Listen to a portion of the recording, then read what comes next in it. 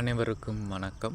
Bhadrakali YouTube channel சார்பாக நம்ம இன்றைக்கு பதிவில் என்ன பார்க்க போகிறோம் அப்படின்னா, ஓம் என்னும் பிரணவ மந்திரம் சொல்வதால் நமக்கு கிடைக்கக்கூடிய பலன்களை தான் நம்ம இன்றைக்கு பதிவில் பார்க்க போகிறோம்.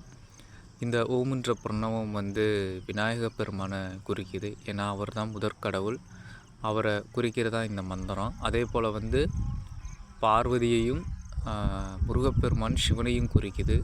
பொதுவாக எல்லா மந்திரங்களுக்கு முன்னாடியும் ஓம் என்னும் பிரணவ மந்திரம் வருது.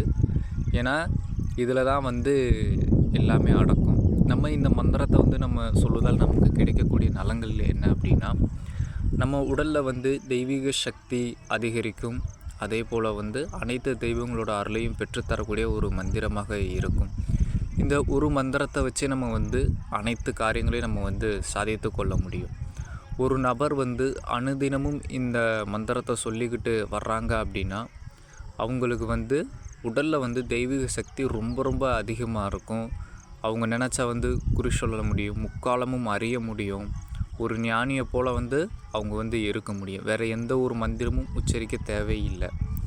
இந்த மந்திரம் சொல்லிக்கிட்டு இருக்கவங்க கிட்ட தீய சக்தி பக்கத்தில் கூட நெருங்காது. அதே போல் துஷ்ட சக்திகள், சிலர் அந்த பொறாமை பிடிச்சி கண் திருஷ்டி ஏற்படுறது, அது கூட அவங்கள எதுவுமே பண்ணாது.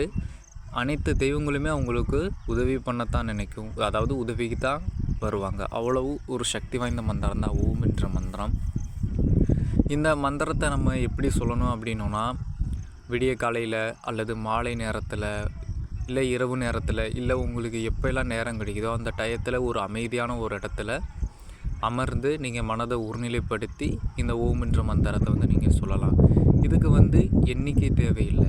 ஆனால் அதே போல் நீங்கள் முறைப்படி நீங்கள் ஒரு பூஜை ரூமில் இருந்து ஒரு சிவன் படத்திற்கு முன்னாடியே அல்லது ஒரு விநாயகர் இல்லை சக்தி பார்வதி ஏதேனும் ஒரு தெய்வ படத்திற்கு முன்னாடி அமர்ந்து ஒரே ஒரு விளக்கு தீபமுற்றி ஏற்றி வச்சுட்டு மனதை ஒருநிலைப்படுத்தி இந்த மந்திரத்தை நீங்கள் சொல்லிக்கிட்டே வரையில் ஒரு ருத்ராட்ச மாலையை வச்சு அல்லது வெறுதாக நீங்கள் தியானத்தில் அமர்ந்து இந்த ஓம் என்ற மந்திரம் நீங்கள் சொல்லிக்கிட்டு வரையில் உங்களோட உடலில் உடல் அதிர்வுகிறத நீங்களே உணர முடியும். உங்களோட உடலில் ஏற்படும் மாற்றங்களை நீங்களே உணர முடியும். ஒரு 10 நாளுக்கு மேலே போகையிலேயே நீங்களே உங்களோட கோபங்கள் குறைய ஆரம்பிக்கும், மன அமைதி கிடைக்கும். ஒரு தெய்வீக சக்தி நமக்குள்ளே இருக்கிறத நீங்கள் தான் அப்போ தான் உணர ஆரம்பிப்பீங்க. ஏன்னா அவ்வளோக்கும் ஒரு சக்தி வாய்ந்த ஒரு மந்திரம் தான் இந்த ஓம் என்ற மந்திரம்.